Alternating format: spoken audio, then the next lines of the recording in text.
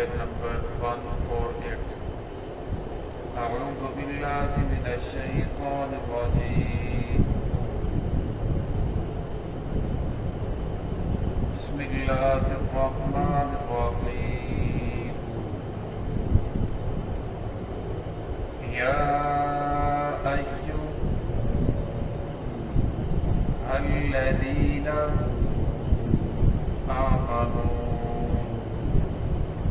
ان تطیعوا الذین کفروا یردوکم علی اعقابکم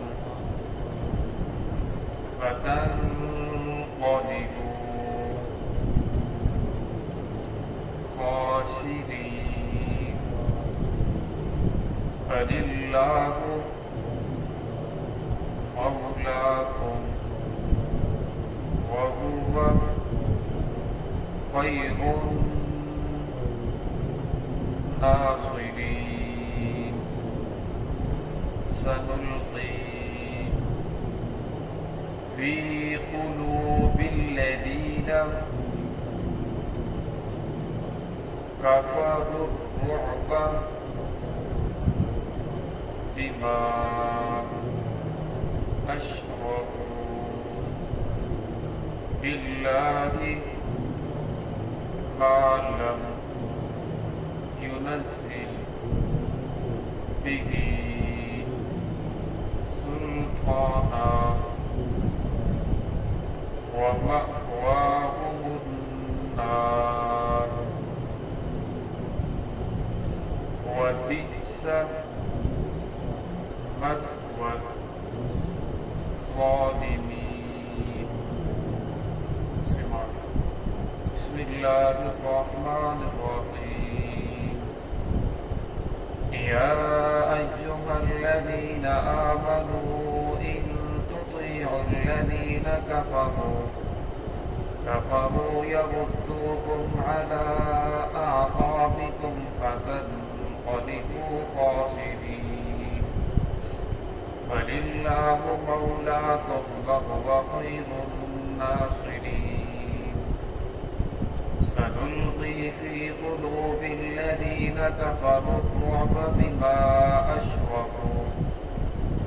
أشركوا بالله ما لم ينزل به سلطانا ومأواهم النار وبئس مثوى الظالمين۔ یا ایھا الذین آمنوا، اے وہ لوگوں جو ایمان لائے ہو، ان تطیعوا الذین کفروا، اگر تم اطاعت کرو گے ان لوگوں کی جو کافر ہیں، یردوکم، وہ تمہیں لٹا دیں گے، علی اعقابکم، تمہاری ایڑیوں کے بل، فتنقلبوا، پھر تم لوٹو گے، خاسرین، خسارے کے ساتھ، وَإِلَّهُ مَوْلَاكُمْ، بلکہ اللہ ہی تمہارا مولا ہے، تمہارا مددگار ہے، وَهُوَ خَيْرُ النَّاصِرِينَ، اور وہی بہترین مدد کرنے والا ہے۔ سنلقی فی قلوب الذین کفروا، ان قریب ہم ڈال دیں گے ان لوگوں کے دلوں میں جو کافر ہیں، رعب کو، بما اشرکوا، اس وجہ سے کہ انہوں نے شرک ٹھہرایا، باللہ، اللہ رب العزت کے ساتھ، ما، اس چیز کو، لم ينزل به سلطانا، کہ نہیں نازل کی اس کے بارے میں اللہ رب العزت نے سلطانا، کوئی دلیل، کوئی سند، ومأواهم النار، ان کا ٹھکانہ آگ ہے، وبئس مثوى الظالمین، اور بہت ہی برا ٹھکانہ ہے۔ یہاں سے اللہ رب العزت نے ایمان والوں کو تنبیہ فرمائی، خبردار کیا کہ اگر تم کفار کی اطاعت کرو گے تو پھر ایک وقت یہ آئے گا کہ تم کفر کے اندر لوٹ جاؤ گے، کفار والے طور طریقے اپناؤ گے، تو ایک وقت یہ آئے گا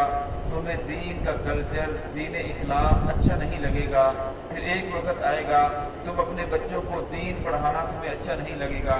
پھر ایک وقت آئے گا تمہیں دین کی بات اچھی نہیں لگے گی، رسول اللہ صلی اللہ علیہ وسلم کی سنت اچھی نہیں لگے گی، محمد رسول اللہ صلی اللہ علیہ وسلم کا طریقہ اچھا نہیں لگے گا، اور پھر آہستہ آہستہ آہستہ آہستہ انسان کفر کی طرف لوٹ جائے گا۔ فرمایا ایک آدمی قیامت کا دن ہوگا، ایک آدمی کو الایا جائے گا، وہ نماز بھی پڑھنے والا ہوگا، تسبیحات بھی بڑی کرتا ہوگا، ہر وقت اللہ اللہ کرنے والا، لیکن اس کا جو طریقہ ہوگا وہ رسول اللہ صلی اللہ علیہ وسلم سے ہٹ کر ہوگا،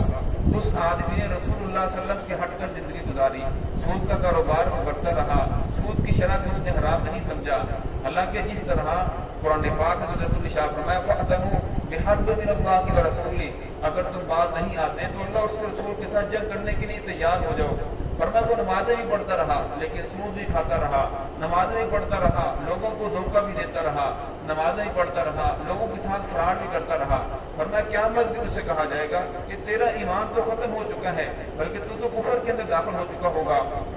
فرمایا اس وقت آدمی پریشان ہوگا کہ میں تو اتنا کچھ کرتا رہا، ایک آدمی جس نے دنیا کے اندر نمازیں نہیں پڑھی، دنیا کے اندر اس نے دین کو قبول نہیں کیا، فرمایا اس آدمی کو تو پتہ ہے کہ میں مروں گا جہنم کے اندر جاؤں گا، اگر اس کا یقین نہیں بھی ہے تو اس وقت سامنے آ جائے گا۔ اور سب سے بڑا خسارہ اس آدمی کو ہوگا جو دنیا کے اندر نیک عمال کرتا رہا، اپنے آپ کو نیک سمجھتے ہوئے، اپنے آپ کو اللہ کا ولی سمجھتے ہوئے، اپنے آپ کو نمازی سمجھتے ہوئے، فرمایا خسارہ اس وقت ہوگا جب اسے کہا جائے گا تیرا تو ایمان ختم ہو چکا تھا، تو نے اسی وقت کفار کے طور طریقے اپنا لیے تھے، بظاہر تو نمازیں پڑھ رہا تھا لیکن تیرے دل کے اندر جو محبت تھی وہ انہی لوگوں کے ساتھ تھی۔ تو فرمایا رسول اللہ صلی اللہ علیہ وسلم نے، اللہ رب العزت نے لوگوں کو خبردار کیا، ایمان والوں کو، یا ایھا الذین آمنوا، اے ایمان والو، ان تطیعوا الذین کفروا، اگر تم اطاعت کرو گے کفار کی، یردوکم علی اعقابکم، فرمایا وہ تمہیں لٹا دیں گے تمہاری ایڑیوں کے بل، فتنقلبوا خاسرین، فرمایا پھر تم لوٹو گے خسارے کے ساتھ، آہستہ آہستہ تم کفر کے اندر داخل ہو جاؤ گے۔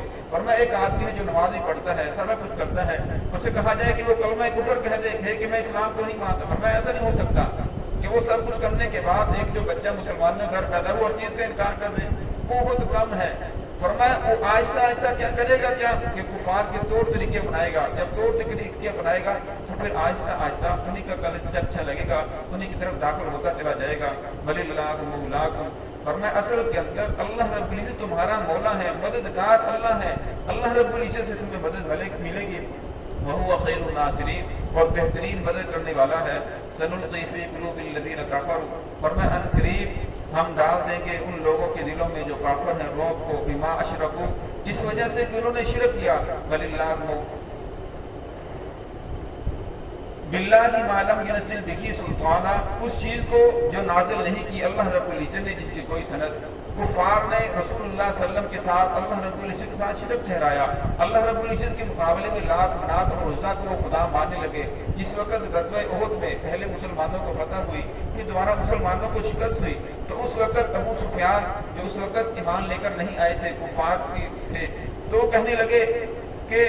آج ہمارے پاس حبل ہے، حبل زندہ باد، منات زندہ باد، مسلمانوں کے پاس جو عزا نہیں ہے، مسلمانوں کے لیے کوئی عزا نہیں ہے، اگر مسلمانوں کے لیے عزا ہوتا تو آج مسلمان جیت جاتے، عزا ہمارے لیے، عزا کو خدا مانتے تھے، یہ لات منات عزا حبل یہ بت تھے، ان کے خدا تھے جنہیں خدا سمجھا جاتا تھا۔ تو اس وقت پہلے رسول اللہ صلی اللہ علیہ وسلم نے صحابہ کرام کو فرمایا خاموش رہو خاموش رہو، اس وقت عمر رضی اللہ عنہ اب خاموش نہیں رہا جا رہا، پھر رسول اللہ صلی اللہ علیہ وسلم نے فرمایا ہاں جواب دو، پھر انہوں نے جواب دیا کہ محمد رسول اللہ صلی اللہ علیہ وسلم بھی زندہ ہے، ابوبکر صدیق رضی اللہ عنہ بھی زندہ ہے اور میں عمر بول رہا ہوں۔ پھر رسول اللہ صلی اللہ علیہ وسلم کے بعد صحابہ کرام جمع ہونا شروع ہو گئے، پھر صحابہ کرام نے دوبارہ ان کے اوپر حملہ کیا۔ اب کفار نے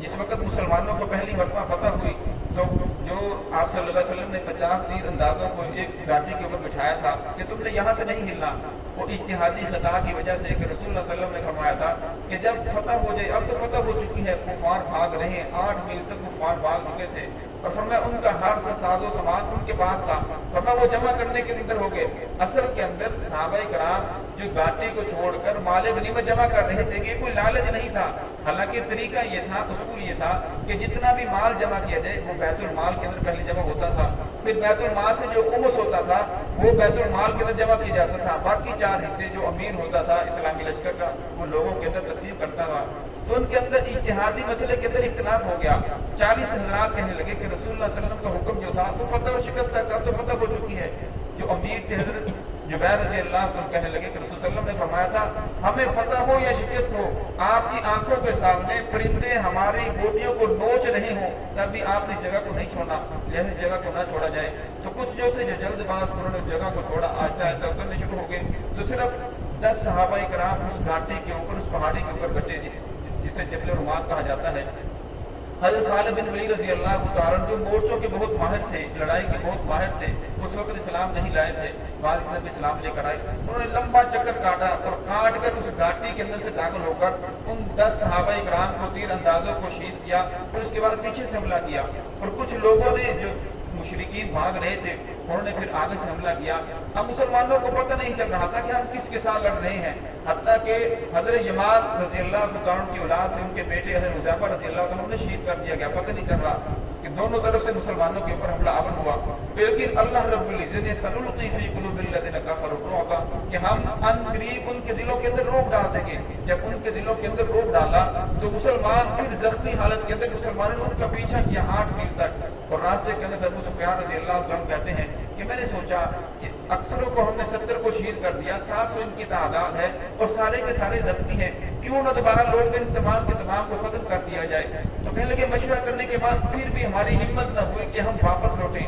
ہم پھر واپس مکہ کے اندر چلے گئے۔ اصل کے اندر اللہ رب العزت نے ان لوگوں کے دلوں کے اندر روک ڈال دیا تھا اور مسلمانوں کے دلوں کے اندر اطمینان ڈالا، زخمی ہونے کے باوجود خون بہ رہا ہے، کوئی ایسا ہوگا جو زخمی ہونے سے بچا ہوگا، بلکہ اکثریت زخمی تھے اور بہت زیادہ زخمی تھے، لیکن پھر بھی مسلمانوں نے ان کا پیچھا کیا، اور جب ان کا پیچھا کیا تو کفار پھر وہاں سے بھاگ نکلے۔ اور میں جب بھی مسلمان اللہ اس کے رسول کے طریقے کے مطابق جنگ کرتے ہیں پھر اللہ رب العزت کثرت کو نہیں دیکھتے، کم من فئۃ قلیلۃ غلبت فئۃ کثیرۃ باذن اللہ۔ کتنی مرتبہ ایسا ہوتا ہے کہ چھوٹی جماعتیں وہ بڑی جماعتوں کے اوپر غلبہ پا لیتی ہیں، کیوں؟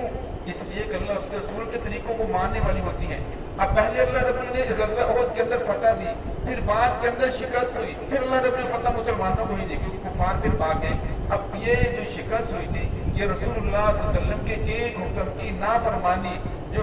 اجتہادی خطا کی وجہ سے مسلمانوں کو شکست ہوئی، مسلمانوں کو یہ بتا دیا گیا کہ تمہاری کامیابی وہ محمد رسول اللہ صلی اللہ علیہ وسلم کے طریقے کے اندر ہے، تمہاری کامیابی اللہ رب العزت کی ماننے کے اندر ہے۔ اگر محمد رسول اللہ علیہ وسلم کے طریقوں کو چھوڑو گے تو دنیا کے اندر بھی ناکامی ہے، آخرت کے اندر بھی مسلمان کے لیے ہمیشہ ہمیشہ ناکامی ہے۔ دعا کہ اللہ رب العزت ہمیں صحیح معنی کے اندر رسول اللہ صلی اللہ علیہ وسلم کے طریقوں کے مطابق زندگی گزارنے کی توفیق عطا فرمائے۔